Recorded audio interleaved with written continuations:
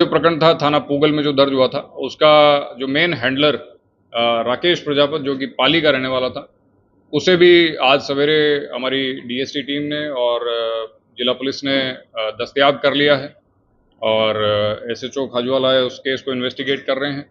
वो आगे उसको प्रोसिक्यूट करके और उसको प्रॉपर उसकी गिरफ्तारी उस केस में डालेंगे। राकेश प्रजापत जो है ये मूलतः पाली का रहने वाला है और ड्रोन ड्रॉपिंग का राजस्थान का एक बड़ा किंगपिन हैंडलर इसको हम कह सकते हैं। कुल इस पर 75,000 रुपये का इनाम जो है वो जारी किया हुआ है। 50,000 रुपये श्रीमान आईजी साहब बीकानेर की तरफ से और 25,000 रुपये इनाम जो है वो एसपी साहब पाली की तरफ से उस पर जारी किया हुआ है। राकेश प्रजापत के विरुद्ध कुल 22 प्रकरण हैं और ये फिलहाल विभिन्न स्थानों से वांटेड चल रहा है, जिसमें राजस्थान की यदि बात करें तो बीकानेर, पाली और ब्यावर, और अन्य प्रदेशों की यदि बात करें तो गोवा और पंजाब और बेंगलोर में ये वांटेड चल रहा है। राकेश पूर्व में भी ड्रोन ड्रॉपिंग में इन्वॉल्व रहा है और इसका बैकग्राउंड जो है ड्रोन ड्रॉपिंग में इन्वॉल्व होने का ये जब ये फरीदकोट जेल में था एक आर्म्स एक्ट के केस में, तब ये पंजाब के तस्करों से संपर्क में आया और अक्रॉस बॉर्डर पाकिस्तान में इसने संपर्क स्थापित किए और उसके बाद में इसने ये ड्रोन ड्रॉपिंग की घटना को अंजाम देने का प्रयास किया था। दूसरी हालिया घटना जो है उसमें भी राकेश का इन्वॉल्वमेंट सामने आया है और इस प्रकरण में भी हम राकेश को आगामी समय में अरेस्ट करेंगे। देखिए, ड्रोन ड्रॉपिंग की जो घटनाएं हैं पूर्व में पंजाब में लगातार होती रही हैं और वर्ष 2022, 23, 24 की बात करें तो गंगानगर में घटनाएं बढ़ी थी।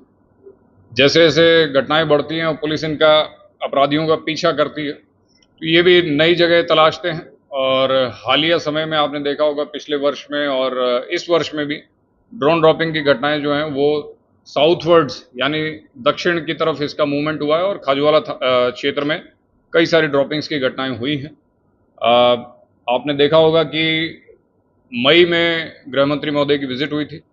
विजिट के बाद से ही लगातार बॉर्डर पर जो है जिला पुलिस एक्टिव रही है और उसी का ये परिणाम था कि इंटेलिजेंस आधारित इस इनपुट पर ये कार्रवाई की गई और इतना बड़ा सीजर जो है वो जिला पुलिस द्वारा किया गया। सही, जो राकेश प्रजापत था जब जेल में था तभी इसने दुबई के अंदर अपना हवाला नेटवर्क तैयार किया था कि सर्टिफिकेट में बताया गया कि इस ड्रॉपिंग वाले मामले के अंदर हवाला नेटवर्क दुबई से संचालित हो रहा था। क्या कहेंगे?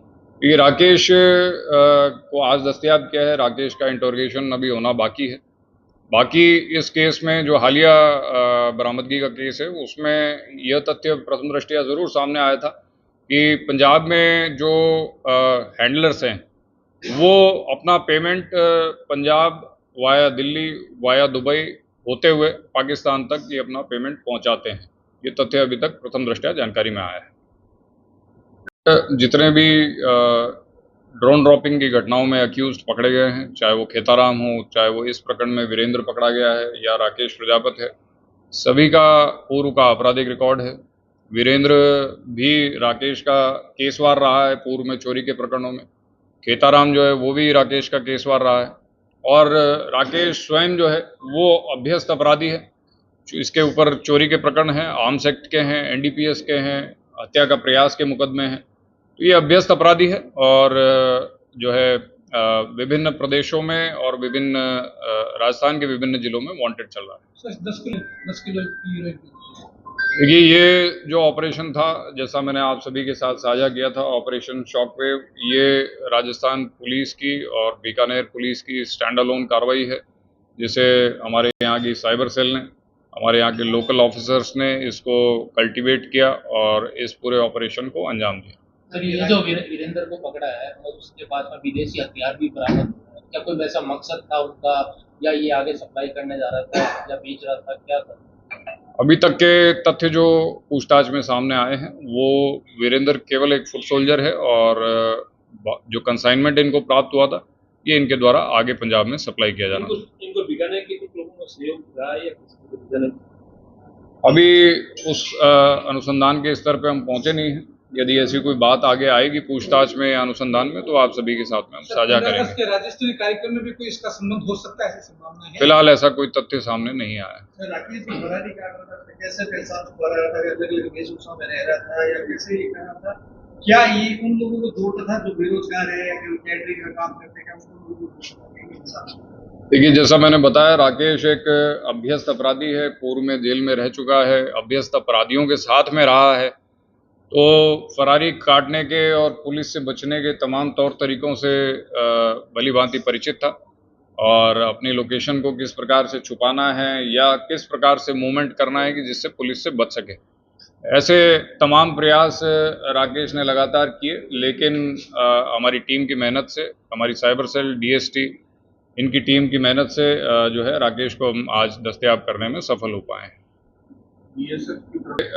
ये ऑपरेशन इंटेलिजेंस आधारित होते हैं। स्थानीय जनमानस में एक जागृति उत्पन्न हुई है गृह मंत्री महोदय के विजिट के उपरांत जो है, और लगातार श्रीमान आईजी साहब भी सीमांत क्षेत्र के लोगों से संवाद कर रहे हैं और स्थानीय लोगों में जब एक जागृति उत्पन्न हो जाती है कि बाहर का आदमी कहीं भी दिखाई दे रहा है, उसकी लोकेशन को मॉनिटर करना, लोकल पुलिस को सूचना देना। हमारे बीट कांस्टेबल्स हैं, वो पिछले महीने 2 महीने से सीमांत क्षेत्र में काफ़ी ज़्यादा एक्टिव हुए हैं। अन्य एक्टिविटीज़ भी पुलिस की काफ़ी हद तक सीमांत क्षेत्र में बढ़ी है, तो इसी का मैं एक परिणाम मानता हूं। और तमाम अन्य बहुत सारी चीज़ें हैं जो कि टेक्निकल होती हैं, जिनको हम ओपन में साझा नहीं कर सकते हैं, तो उन सभी का ये फलस्वरूप है कि इस ऑपरेशन को हम अंजाम दे पाए।